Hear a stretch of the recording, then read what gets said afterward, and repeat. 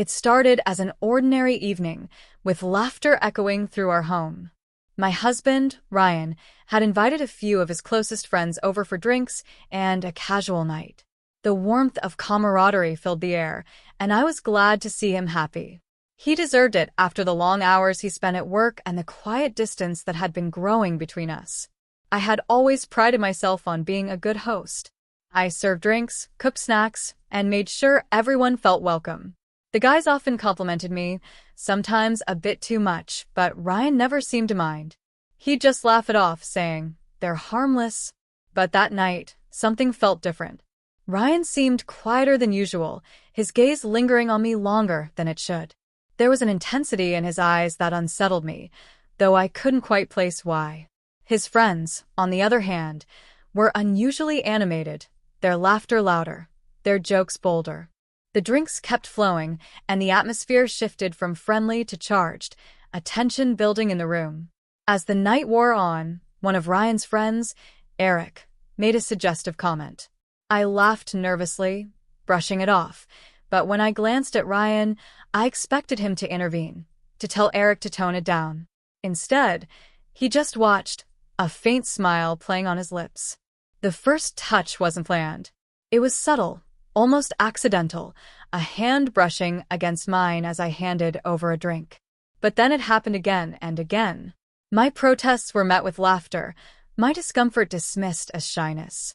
I looked to Ryan, silently pleading for him to step in, but he remained still, his eyes locked on mine. What happened next is a blur. A mix of alcohol, coercion, and the overwhelming realization that the one person who should have stopped it, my husband, wasn't going to. Instead, he sat there unmoving, as his friends crossed lines I never imagined could be crossed. Each moment felt like an eternity. The betrayal burned deep, not just from the actions of his friends, but from Ryan's silent complicity. His eyes followed every movement, every touch, with an expression I couldn't read. Was it jealousy? Satisfaction? I didn't know, and perhaps I never would. When it was over, the room was eerily quiet. His friends left without a word, their footsteps echoing down the hallway. I stood there, shaking, unable to meet Ryan's gaze. When I finally looked at him, he said nothing. No apology, no explanation, just an empty silence that spoke volumes. That night, I realized our marriage had been built on a foundation that was far more fragile than I'd ever known. The man I thought I knew, the man I had trusted with my heart, had stood by and let this happen. The days that followed were filled with questions, accusations, and tears. I wanted answers, but none of Ryan's justifications could undo the damage. It wasn't just the infidelity, it was the complete and utter erosion of trust, the knowledge that the person who should have protected me had been the one to betray me the most. I don't know if I'll ever heal from that night. The scars it left are deep, a constant reminder of the fragility of trust and the darkness that can hide behind familiar faces. Whether I choose to stay or leave, one thing is certain: I'll never be the same. And neither will our marriage. And the days that followed, Ryan's behavior became even more perplexing. At first, he acted as if nothing had happened, carrying on with his usual routines. I, on the other hand, was a wreck. Every time I closed my eyes, flashes of that night played on repeat in my mind. I felt raw, exposed, and utterly betrayed. My heart ached, not just from what had happened, but from the realization that Ryan hadn't tried to stop it. One evening, I couldn't take the silence anymore. "Why, Ryan's?" I asked, my voice trembling with a mixture of anger and heartbreak. "Why did you just sit there? Why didn't you stop them?" He didn't answer immediately. Instead, he poured himself a drink, his hands steady, as though my question hadn't rocked him to his core. Finally, he looked at me, his expression unreadable. "I thought it's what you wanted," he said, his voice cold and detached. "You didn't say no?" The words hit me like a physical blow. "You thought I wanted that?" My voice cracked with disbelief. "How could you even think that? You saw the way I looked at you, begging you to do something, and you just let it happen." He shrugged, a gesture that only fueled my rage. "I thought we were exploring something new." You've seemed so distant lately. I thought this might bring us closer." The audacity of his reasoning left me speechless. He wasn't apologetic. He wasn't remorseful. Instead, he tried to twist the narrative, placing part of the blame on me for some supposed distance he had felt. It was a surreal moment, one that made me question everything I thought I knew about the man I had married. As the days turned into weeks, the chasm between us grew wider. I couldn't look at him without feeling a mixture of anger, sadness, and confusion. I started avoiding him, staying late at work and finding excuses to leave the house. I couldn't bear to be around him, yet I couldn't bring myself to leave. Not yet. Then, one evening, as I was rifling through an old drawer looking for some paperwork, I stumbled across something that made my stomach drop: a notebook. It was tucked away beneath a pile of old receipts and forgotten bills, its black cover unmarked and unassuming. I opened it, and what I found inside turned my world upside down. Page after page, Ryan had written detailed accounts of fantasies, some involving me, some involving others. And then there were the entries about that night. He had planned it. Every moment. Every detail. He had orchestrated the entire thing, down to inviting the friends he knew would go along with it. The betrayal ran deeper than I had imagined. He hadn't just let it happen. He had wanted it to happen. He had used me as a pawn in some twisted game, all under the guise of spicing things up in our marriage. When he came home that night, I was waiting for him, the notebook clutched tightly in my hands. "Explain this," I demanded, throwing it on the table in front of him. His face paled as he realized what I had found. For the first time, he seemed genuinely shaken. "I can explain," he started, but I cut him off. "No," I said, my voice firm despite the tears streaming down my face. "There's nothing to explain. You planned this. You betrayed me in the worst possible way, and now you're going to sit there and try to justify it? I trusted you, Ryan. I loved you. And you turned me into some kind of entertainment for your sick fantasies." He tried to speak, but I didn't let him. "We're done," I said, my voice barely above a whisper. "I can't stay in this house, in this marriage, with someone who could do this to me." Packing my bags that night was both the hardest and the most liberating thing I had ever done. As I walked out the door, leaving behind the life I had built with Ryan, I felt a mixture of heartbreak and relief. Heartbreak for the love that had been shattered, but relief in knowing I was taking the first step toward reclaiming my life. The road ahead wouldn't be easy. Healing would take time, and trust would be hard to rebuild, both in myself and in others. But one thing was certain: I deserved better. I deserved love, respect, and someone who would stand by me, not betray me. And from that moment on, I vowed never to settle for less. In the weeks that followed, I moved into a small apartment across town. It wasn't much, a one-bedroom with creaky floors and a view of the parking lot, but it was mine.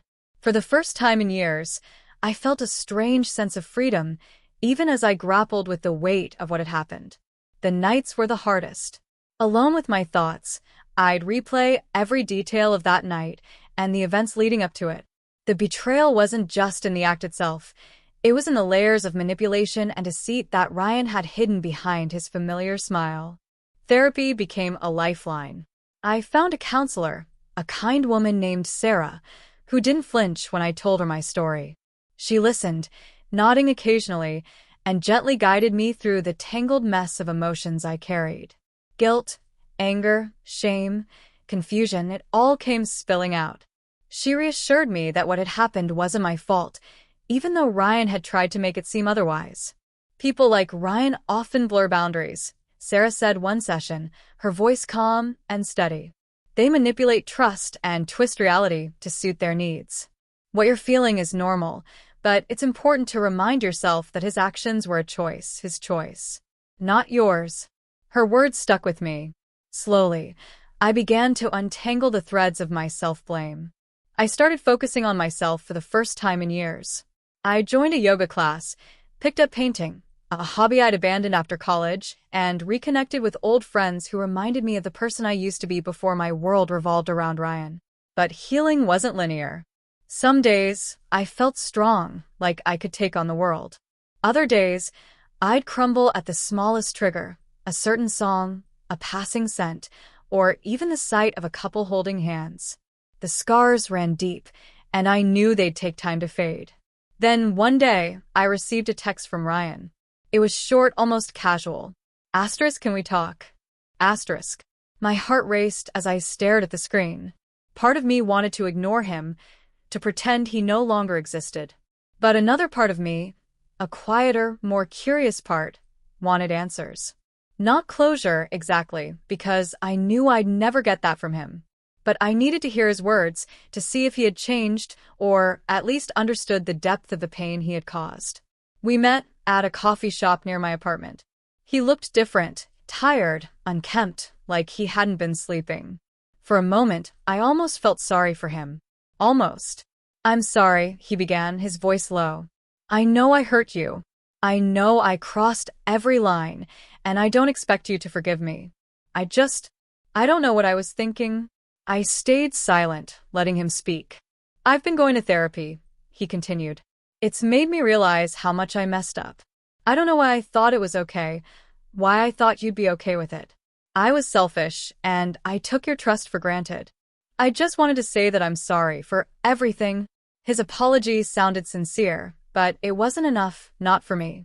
"I appreciate the apology," I said, my voice steady.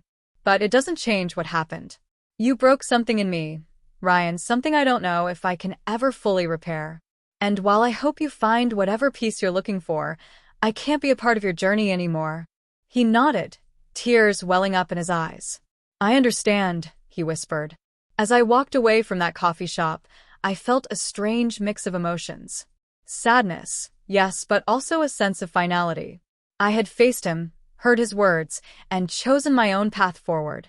In the months that followed, life slowly began to feel normal again. I found joy in small moments, a sunrise, a good book, the laughter of a friend. I realized that healing wasn't about erasing the pain, but learning to carry it with strength and grace. Ryan became a distant memory, a chapter in my life that had taught me hard but valuable lessons about trust, boundaries, and self-worth. And as I stood on my own, rebuilding a life that was truly mine, I knew one thing for certain. I had survived the storm, and I was stronger for it. 1 year after that night, I found myself walking along the beach, barefoot, as the waves lapped at my ankles. It was one of those rare moments where everything felt peaceful, no lingering shadows, no echoes of the past haunting me. The salty breeze carried the promise of something new, and for the first time in what felt like forever, I believed it. I had built a life that was mine. My tiny apartment had transformed into a cozy sanctuary filled with plants, books, and art. My painting had gone from a quiet hobby to something more. A small gallery downtown had offered to showcase my work, and for the first time in years, I felt like I was thriving rather than just surviving. But healing hadn't been without its challenges. Relationships, even platonic ones, had been hard to navigate. I found myself second-guessing people's intentions, questioning their motives. Trust was fragile, and I guarded it fiercely. Yet slowly but surely, I began letting people in. One of those people was Max. He was an old college friend I'd reconnected with during a chance encounter at a bookstore. Max was everything Ryan wasn't: patient, kind, and genuinely interested in who I was as a person. He didn't pry into my past, didn't demand explanations for the walls I kept up. Instead, he simply existed in my life, offering quiet support and companionship. One evening, as we sat on my couch watching a movie, he turned to me with a look of quiet understanding. "You don't have to tell me anything you're not ready to," he said softly, "but I want you to know that I'm here, no matter what." Something about his words, so simple yet so sincere, made me feel safe. For the first time in a long time, I felt like I could breathe. So, I told him everything. Not just about that night, but about the years leading up to it, the slow erosion of my identity, and the painful process of rediscovering who I was. Max listened without interrupting, his expression a mix of empathy and quiet anger, not at me, but at the things I had endured. When I finished, he took my hand in his and said, "You're stronger than you realize. And you deserve nothing less than to be loved the way you should have been all along." Those words stayed with me. They weren't a magical cure, but they were a reminder that love didn't have to be conditional, manipulative, or painful. It could be gentle, uplifting, and freeing. With Max, I learned to trust again, not just in others, but in myself. As the anniversary of that night came and went, I found myself reflecting not on the pain, but on how far I'd come. I wasn't the same person I had been a year ago. I was stronger, wiser, and more resilient. Ryan's betrayal had broken me, yes, but it had also forced me to rebuild, to discover parts of myself I'd long forgotten. Now, as I stood on the beach, watching the sun dip below the horizon, I felt a deep sense of gratitude. Not for what had happened, but for the strength I had found in its aftermath. Life would always have its storms, but I knew now that I could weather them, and that I deserved a life filled with love, light, and the freedom to be unapologetically myself. And as the waves whispered their endless song, I whispered back, I'm ready, ready for whatever came next, ready to live fully, fiercely, and without fear.